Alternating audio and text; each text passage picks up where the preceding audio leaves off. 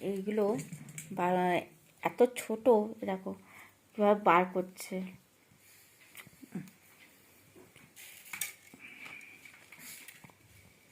এগুলো কোথায় যাবে বলে তো? নাকে। আচ্ছা, এরকম ভাবে ঢুকবে, ঢুকে এটা এখান থেকে যাবে, হ্যাঁ। তাই তো? তার মানে আগে এটা দিতে হবে।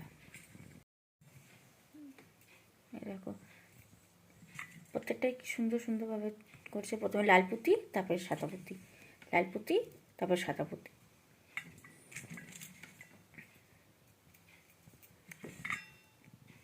ব্যাস, আর তবু